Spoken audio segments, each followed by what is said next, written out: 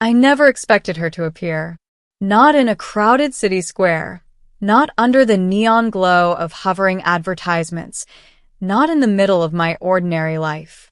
Yet there she was, walking with an elegance that made everyone else seem like shadows, a figure so impossibly real that my stomach flipped the instant our eyes met. Her name, as I would later learn, was Eryna, and she was not entirely human. I didn't know it yet, but she had been watching me, carefully, silently, across distances I couldn't comprehend. And I had been unaware that my life, my routines, and even the walls of my small apartment had somehow become part of a cosmic narrative far larger than myself.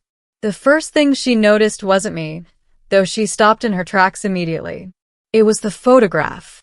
The small, framed photo I had kept on my bedside table for years, tucked behind books and a stack of papers. A photo of her, smiling, but not in the way anyone could smile. Her expression carried weight, gravity, and familiarity that made me shiver every time I looked at it. "You have this?" she asked, her voice a soft melody, but tinged with disbelief. I blinked. I don't understand. Do we know each other? Her eyes, silver in certain lights, almost luminescent, studied me carefully. "This photograph, you've kept it all this time?" "Yes," I said slowly, confused. "But who are you?" Eryna's lips curved into a subtle smile. "I am the one you have been seeing in your dreams. The one you have been drawing without realizing it. The one your mind has been reaching for across worlds." I felt my heart race. Dreams? Drawing? Reaching across worlds? That didn't make sense. And yet the photograph, the very image I didn't remember taking, felt like proof that some of it might. Middle. The truth unfolds the revelation. We moved to my apartment. I led her inside, my mind spinning, my heart pounding with every step. She didn't rush, didn't ask more questions immediately. Instead, she scanned the room, lingering on objects I had collected over the years. Books about astronomy, sketches of starscapes, models of spacecraft, and, of course, the photo. "Why would you have a picture of me?" she asked again, softer this time. I don't know," I admitted. "I found it in my mail once. No note, no explanation. I thought maybe it was a mistake." Eryna shook her head slowly. "No, this was not a mistake. You have seen me before. In dreams, in visions, in memories you have yet to fully recover. Memories I didn't have. Visions I didn't remember." Yet as she spoke, I felt a stirring in my mind, as though pieces of a puzzle I had never completed were slowly sliding into place. "You are from somewhere else," I said cautiously. "Yes," she replied, "but not merely somewhere else. You have drawn me into your reality, across time and distance. And now we are here, because what is coming cannot be faced alone." The shared memory. Eryna reached out and touched my hand. Instantly, my mind flooded with images, not mine, but somehow mine to feel. I saw a world engulfed in light, cities built on crystal plains under two suns.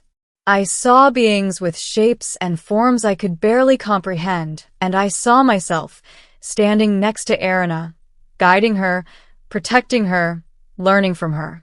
I felt victories, losses, laughter, and pain, all compressed into flashes of memory that felt like my own. "You've known me," she whispered. "Not in this life, not in this form, but across countless possibilities. And now, the time has come for us to reunite." I staggered back. I don't understand. How is this possible?" Eryna's gaze softened. "Because the universe is vast, and consciousness is more resilient than matter. You and I, our souls, our minds, our essences, they have been drawn together through realities, through chance and choice, across the stars." I sank into a chair, overwhelmed. So, this photo, it's not just a photo? No, she said. It is a bridge, a marker, a sign that our connection was never lost, only waiting to be rediscovered. The danger revealed. We didn't have much time. As the memories continued, Eryna explained that a shadow organization, a group of interstellar collectors, had been hunting her across dimensions.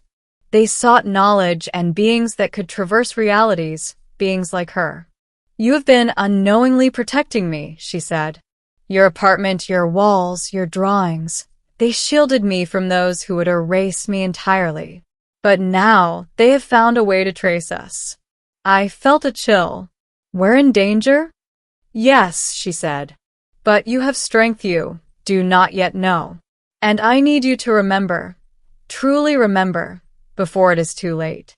With her guidance, I began to unlock the memories that had been dormant for decades, showing me glimpses of my own life on worlds I had never known, where I had helped her survive, where we had fought together, where we had escaped threats that spanned galaxies.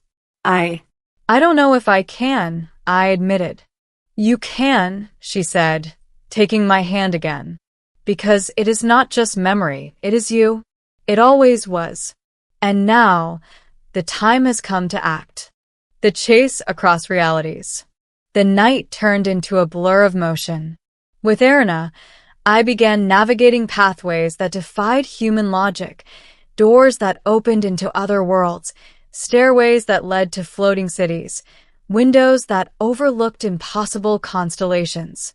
The collectors were close behind, shadows slipping through dimensions, seeking her. We worked as a team, instinctively synchronized, moving through spaces that made no sense to human senses. And yet, even in the chaos, I felt a strange calm. The calm of someone who had done this before, across other realities, in other forms, with Eryna always at my side. Every encounter sharpened the bond we had shared without realizing it. Her presence guided me, her voice anchored me, and slowly, I began to remember everything, her laughter in strange skies, her warnings of danger, her trust in me even when I did not remember why. By the time we reached the core of her hidden sanctuary, I understood. We were not just allies, not just friends, not just strangers drawn together. We were partners, destined to face the cosmos together, bound by memory, trust, and choices that transcended time itself, ending the reunion and realization. We stood on the balcony of a crystalline tower, overlooking a city suspended between two suns. The threat of the collectors had passed, but the weight of our shared past was palpable. Eryna turned to me, her silver eyes reflecting the twin suns. Do you remember now? She asked. I nodded slowly. I remember everything. The places we've been, the battles we've fought, the lives we've saved. And you. Her hand reached for mine, fingers intertwining. Then you understand. You were never alone. Not in this life, not in any of the others. And now we can finally move forward. I felt a wave of emotion crash over me, relief, awe, love, and a strange, deep peace. The photo on my bedside table, the first spark that brought her to me, was no longer a mystery. It was a symbol of connection, of destiny fulfilled, of lives intertwined across realities. Together, I said softly. Always, she replied. As the twin suns dipped below the horizon of that alien world, I realized something profound. Some connections cannot be broken by time, space, or memory. And sometimes, a photograph in a room is not just a picture, it is a doorway to everything you were meant to find. We embraced, not just as two beings reunited, but as two souls that had traversed galaxies, dimensions, and lifetimes to find each other. The universe was vast, full of dangers and wonders. But I had her, and that made all the difference.